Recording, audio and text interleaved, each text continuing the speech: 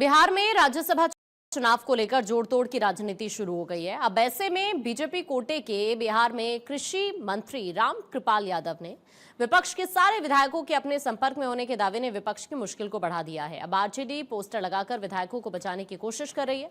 बिहार के कृषि मंत्री रामकृपाल यादव ने दावा किया कि राज्यसभा की 500 सीट पर जीत उनकी होगी और 5वीं सीट के लिए 3 विधायकों की कमी भी नहीं होगी, क्योंकि विपक्ष के सारे विधायक उनके संपर्क में हैं।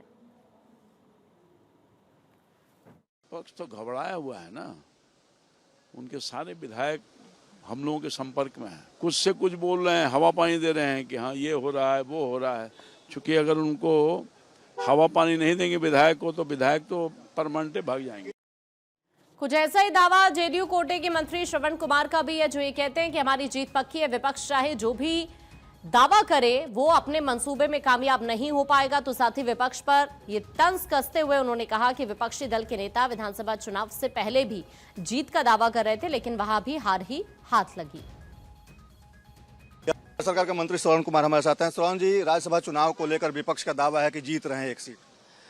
विपक्ष का दावा हमेशा खोखला साबित हुआ है। आप हाल के विधानसभा के चुनाव के दावे उनको देख लीजिए।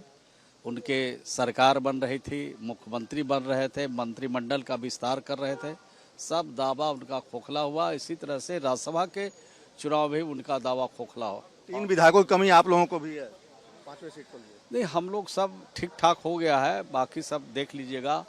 16 तारीख को शाम में जब रिजल्ट होगा तब आप सबको विश्वास पैदा हो जाएगा। पहले तो विश्वास पैदा होना मुश्किल का काम। इंतजाम हो गया है, मतलब इंतजाम क्या है, हमेशा मतदान होता है तो मतदान में हम लोग हमेशा जीतते हैं और एनडीए 500 सीट जीतेंगे। विपक्ष के भी विधायक आप लोगों को वोट करेंगे?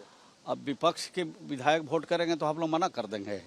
जो लोग देना चाहें विकास के लिए, तरक्की के लिए बिहार में, अगर एनडीए के उम्मीदवार को जब देंगे तो उनको क्या मना। संपर्क में है कुछ विधायक? नहीं, हमारे संपर्क में तो नहीं है, लेकिन हम लोग विकास के नाम पर, तरक्की, अमन, शांति, भाईचारा के नाम पर जरूर लोग वोट करेंगे।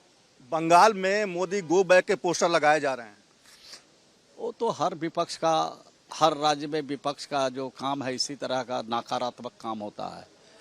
इस तरह की नकारात्मक सोच से उस राज्य की तरक्की नहीं हो सकती। अगर कोई प्रधानमंत्री, कोई गृह मंत्री, कोई और मंत्री अगर भारत सरकार से जाते हैं तो निश्चित रूप से उनका स्वागत होना चाहिए, ना कि इस तरह के नारे लगने चाहिए, इस तरह के पोस्टर लगना चाहिए और इस तरह के कृत्य करना चाहिए वहाँ की सरकारों को।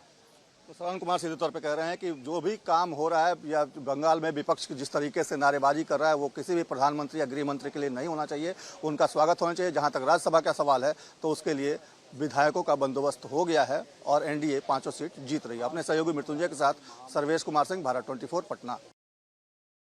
आरजेडी ने राज्यसभा चुनाव के लिए अमरेंद्रधारी सिंह को अपना उम्मीदवार बनाया है, लेकिन एआईएमआईएम की तरफ से अभी तक समर्थन को लेकर कोई सकारात्मक जवाब नहीं मिला, जिसके चलते महागठबंधन असमंजस में है। डर इस बात का भी है कि विधायक कहीं क्रॉस वोटिंग न कर दें।